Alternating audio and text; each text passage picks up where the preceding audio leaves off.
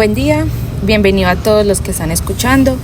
Mi nombre es Luna Vargas Vélez, estudiante de Trabajo Social en cuarto semestre de la Universidad Pontificia Bolivariana, y estoy aquí con mi compañera Marisabel, también estudiante de quinto semestre de Trabajo Social. Les damos la bienvenida a una nueva entrega del curso de literatura, un espacio donde vamos a explorar las mentes y obras que han dado forma a la literatura universal. En el podcast de hoy vamos a tratar una de las obras de los autores más influyentes de todos los tiempos.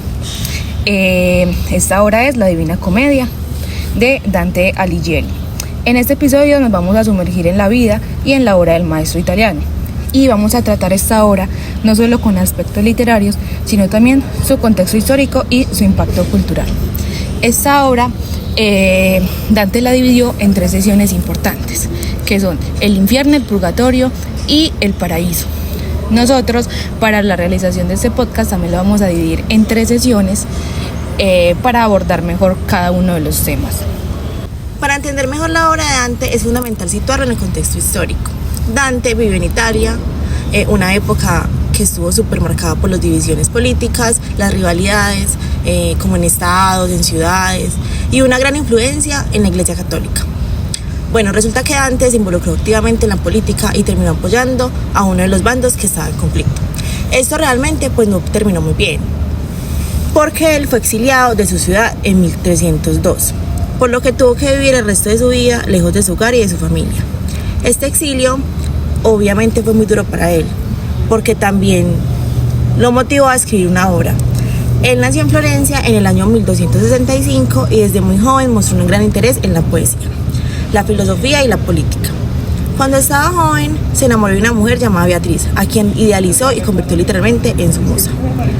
A pesar de que la relación fue más platónica que romántica, el amor que le tenía a ella inspiró como gran parte de la poesía. Dante murió en Ravenna en 1321, lejos de su tierra natal, y que era como Florencia.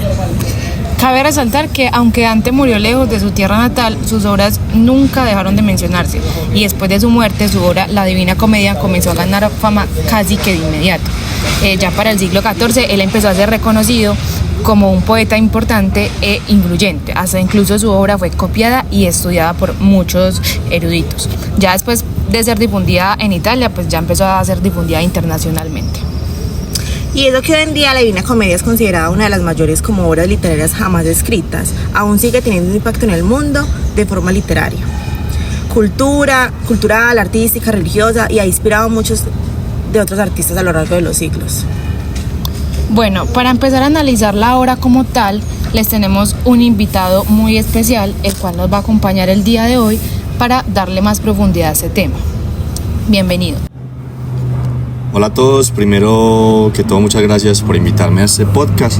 Soy feliz de poder estar aquí y compartir aportes importantes con ustedes. Mi nombre es Cristian Rodríguez, actualmente soy estudiante de Comunicación Social Periodismo de último semestre y tuve la oportunidad de estudiar también licenciatura en Literatura y Lengua Castellana en la Universidad de Antioquia. Quiero empezar mencionando lo importante que es esta obra para mí en un contexto literario. Pues este autor usa un esquema de rima encadenada, y eso va a ser muy importante durante todo el análisis que vamos a hacer, y es que esto no está escrito en prosa, sino que es rima encadenada, que es identificada por su complejidad y por su musicalidad. Este esquema no solo hace que Dante sea distinto, sino que también refleja la precisión del universo como él lo concebía. Desde mi percepción, una obra que tiene una profundidad espiritual, combinando conceptos filosóficos, teológicos y mitológicos, y que vamos a intentar analizarla desde una parte transmediática. La obra de Dante no solo se queda en un libro, sino que ha avanzado a otras aristas de las artes, como lo de la pintura, la literatura de otros artistas, la música, incluso música del siglo XXI, música muy actual que sigue mencionando a Dante. Ya que mencionas estos conceptos, estos fueron esenciales para explotar como los temas universales como la justicia, la salvación, la moralidad, desde varias perspectivas. Sí, por supuesto, esta obra está estratégicamente diseñada. Es un poema, hay que resaltar que es un poema, no es, como ya lo había mencionado, no está escrito en prosa, sino que está escrito en rima, y es un poema que está compuesto por 3 partes: infierno, purgatorio y paraíso. cada una cuenta con 33 cantos. Entonces eso también es interesante porque mire que son 3 partes, cada una de 33 cantos. Tiene un canto introductorio que si lo sumamos todos da 100 cantos en total. Este uso del número 3 tiene un significado cristiano simbolizando la Trinidad, y no solo eso, el número 3 representa conexión entre la mente, el alma y el cuerpo. También desde un punto de vista más cosmológico, más esotérico, el número 3 es un número bastante perfecto, bastante utilizado para mencionar la perfección, y si miramos a profundidad la composición de los cantos de Dante Alighieri, vemos que es el 3-3-3, 3 partes, cada una de 33 cantos. Entonces, muy interesante también por esa parte. Bueno, es evidente que desde todos los puntos de vista esta obra representa la alegoría de la vida humana, donde cada elemento tiene un significado simbólico.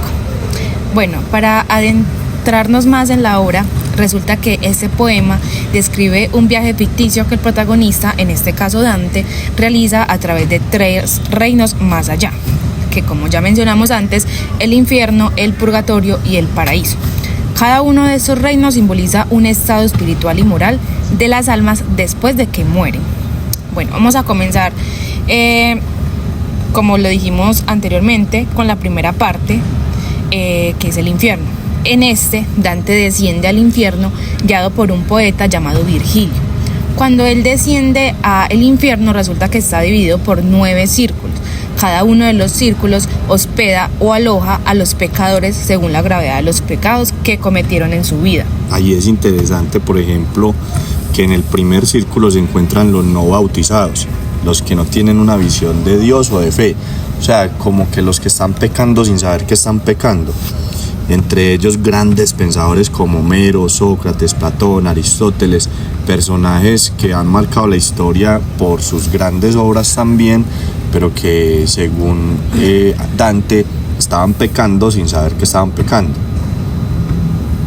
Incluso en este primer círculo se le llama limbo, porque realmente las almas que están ahí no son como castigadas físicamente por ningún pecado, sino que viven como en el estado de deseo sin esperanza, como para alcanzar la salvación.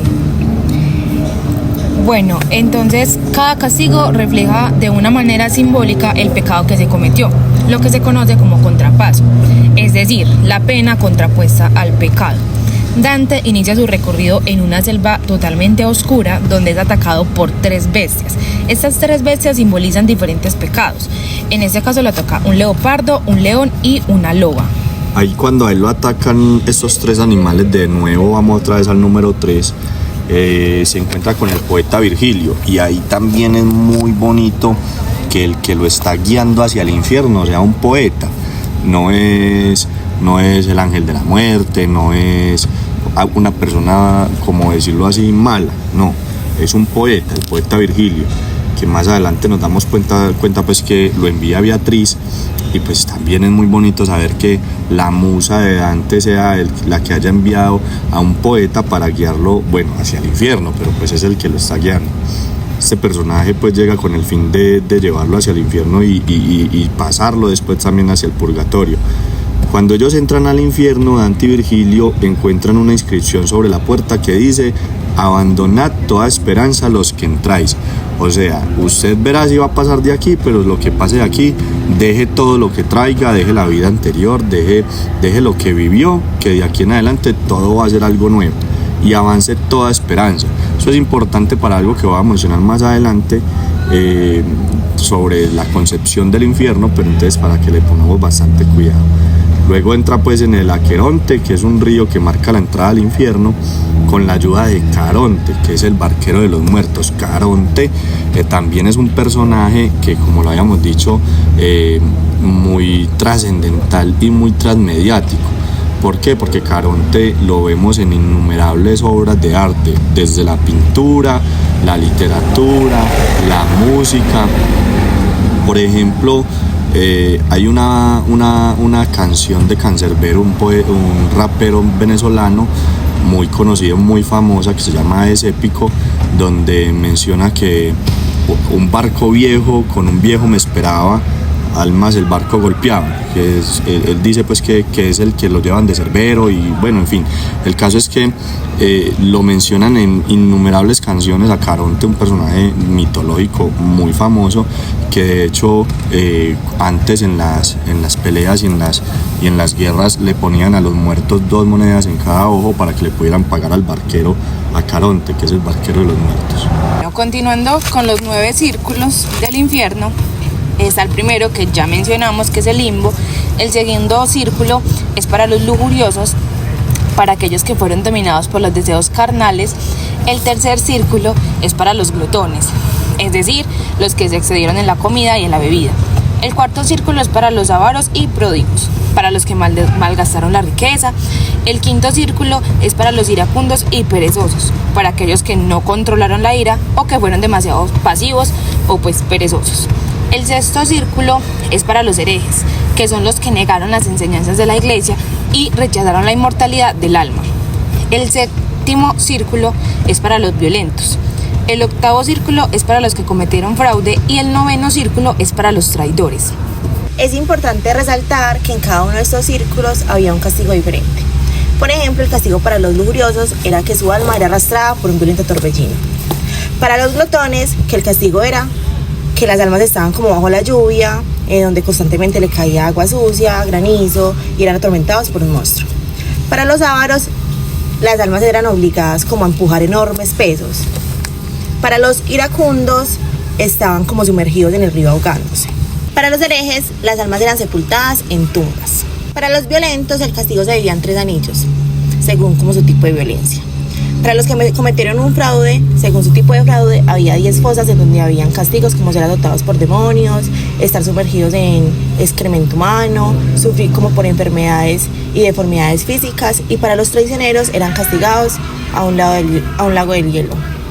Ahí en el infierno incluso estaba Lucifer o Satanás, que se supone pues que es el dueño del infierno y es el reino de él. Ahí estaba Lucifer y Satanás, que estaban todo en la mitad del infierno, atrapado en el río congelado hasta la cintura, y tenía 3 cabezas, y en cada una estaba masticando eternamente a los 3 mayores traidores, Judas, Bruto y Casio.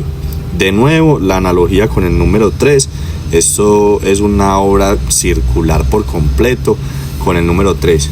Esa era la mayor representación del castigo por traición. El diablo en la mitad del infierno, con el lago de hielo hasta la mitad de la cintura, con 3 cabezas, y en cada cabeza los 3 mayores traidores de la historia. Entonces, una representación bastante gráfica de la traición. Dante coloca en el infierno a muchos personajes históricos y contemporáneos, como figuras bíblicas, políticos de Florencia, críticos del cristianismo, hasta algunos papas.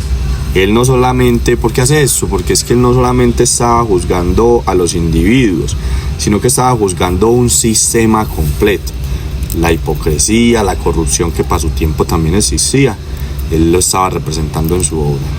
El infierno en esta obra es, por así decirlo, como una advertencia a las consecuencias que puede haber por pecar, más que todo para los creyentes, porque pues si usted no es creyente, pues esto no lo va a afectar dentro de su cosmología propia.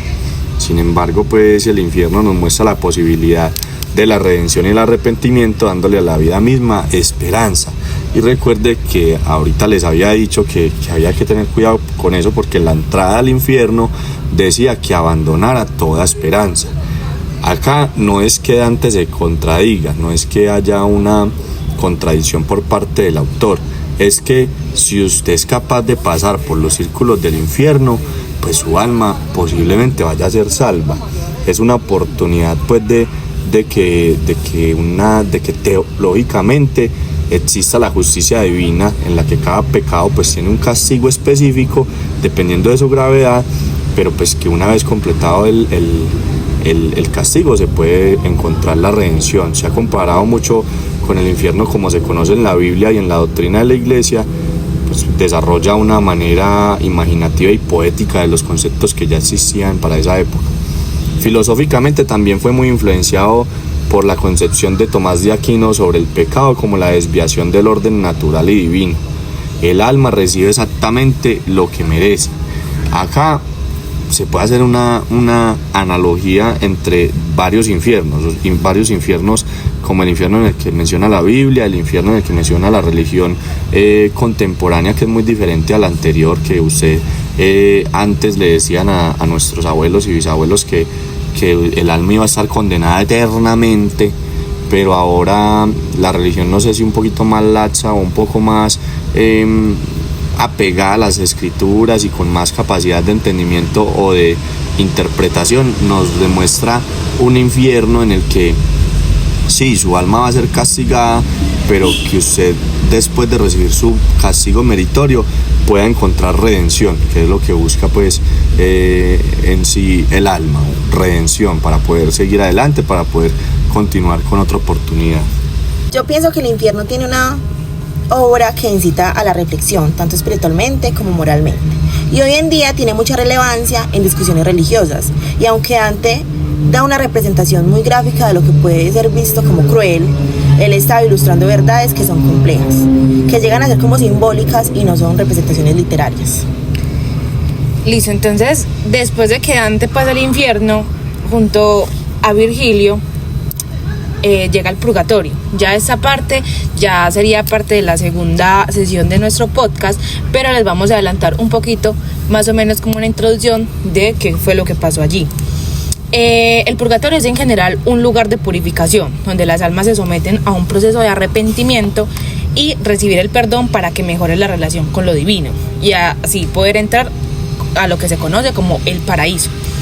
Resulta que el purgatorio, en cambio del infierno, es una montaña que se eleva desde la tierra como al contrario de la tierra, o sea, por Jerusalén. En esta montaña tiene 7 terrazas, haciendo referencia a los 7 pecados capitales. Dante y Virgilio, después de salir del infierno, entrar a la base de la montaña del purgatorio al amanecer. Ya para este punto, ya las sensaciones de Dante habían cambiado totalmente. O sea, ya de pasar del infierno al purgatorio, él comenzó como a sentir como una sensación de esperanza, pues con respecto al infierno que ya habían pasado, que ya habían visto. Entrar pues como a este nuevo purgatorio había sido como una sensación totalmente distinta, como de tranquilidad, como muchísimo más pasiva. Es importante resaltar que en el purgatorio Dante y Virgilio deben atravesar como un antepurgatorio, que es una área para aquellos que se arrepintieron tarde en la vida.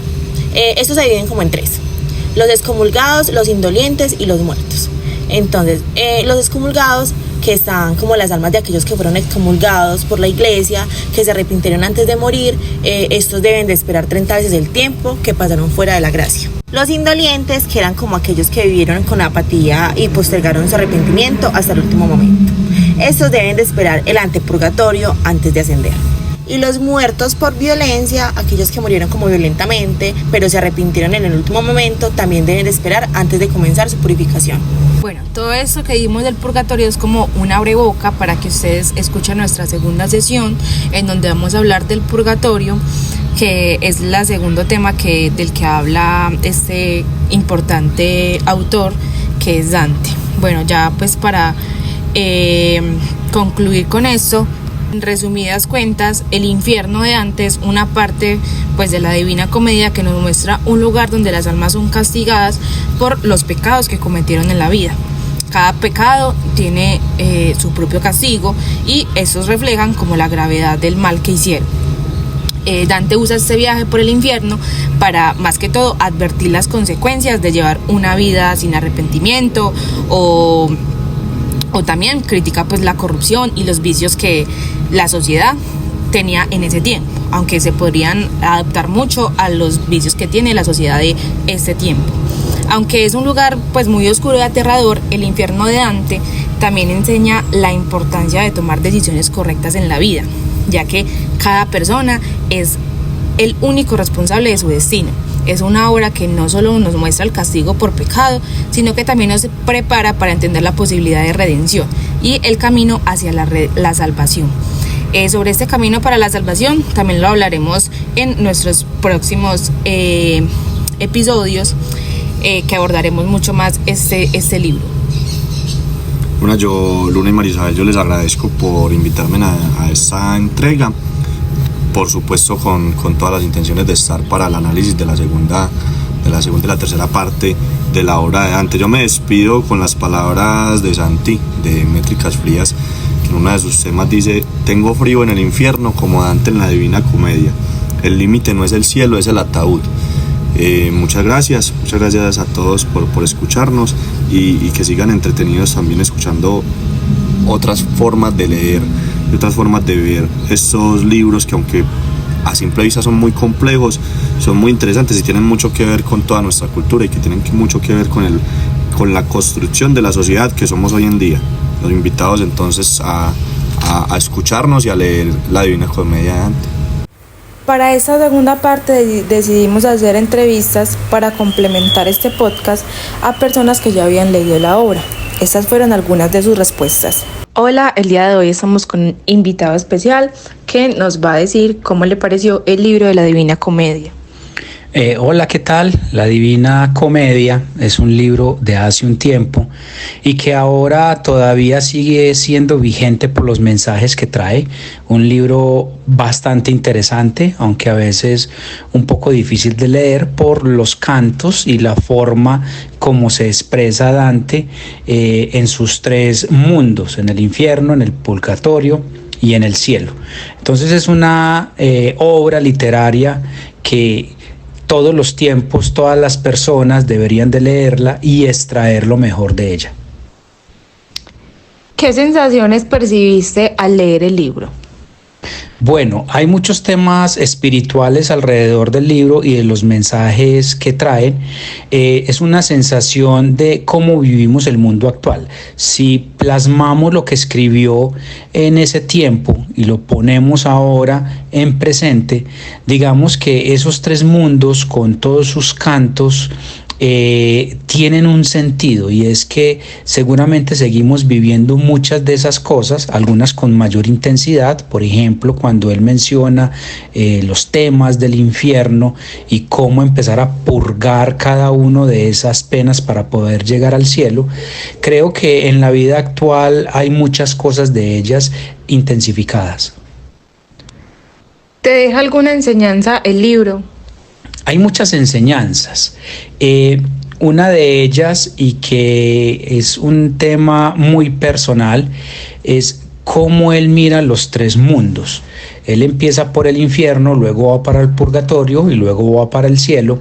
Sin embargo, desde cierto punto de vista, creería que primero debería estar el purgatorio. En el primer pedazo del infierno, en ese primer canto, él dice que a la mitad del viaje encontró una selva oscura por haberse apartado del camino recto. La pregunta es: ¿cuál es el camino recto que estamos llevando?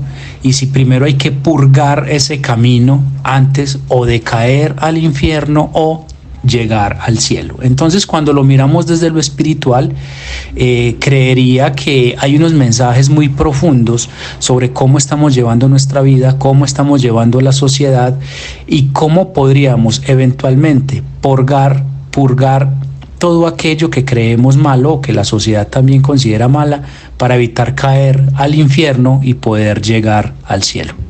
Bueno, el día de hoy estamos con una invitada muy especial, la cual se llama Ana Sofía. Ana Sofía nos va a contar qué tal le pareció el libro de la Divina Comedia.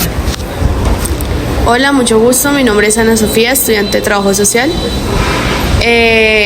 A nivel general, el libro de la Divina Comedia me parece que es un libro bastante interesante, donde tenemos a Dante, que como tal pues es un personaje que nos describe toda la trayectoria que es el viaje entre el infierno, purgatorio y cielo, y pues como todo este proceso de la salvación y como esa unión entre vos como persona y Dios, y pues como ese proceso de la salvación y pues como el camino que tenés para poder llegar a Dios. ¿Hay alguna enseñanza que te dejó este libro?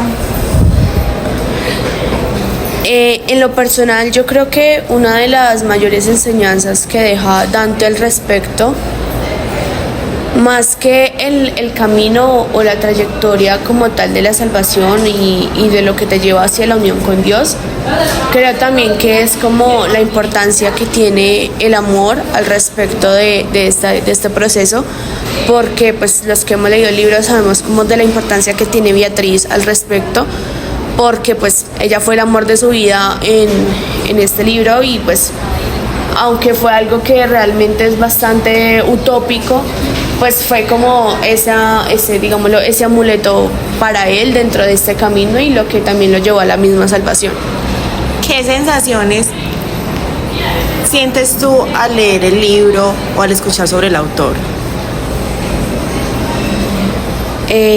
Impresión, pues como asombro realmente. Yo siento que nadie se espera que al leer el mero título de la Divina Comedia pienses que vas a encontrarte un libro que te va a hablar sobre infierno, cielo y purgatorio, y mucho menos como también como por ejemplo, cuando se habla del infierno, pues que van a ser 9 círculos y todos los procesos de castigo y como todo lo que se habla al respecto.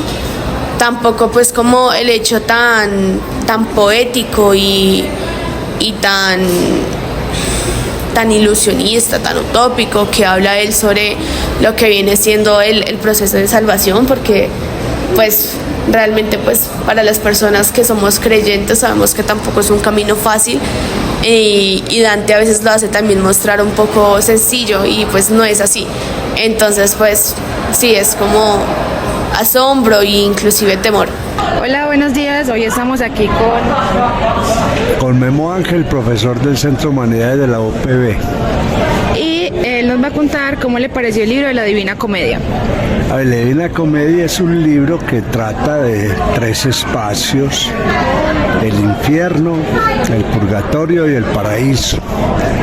Y o sea que trata del error, de la corrección del error y de la satisfacción del no error. Por eso ese libro es tan importante.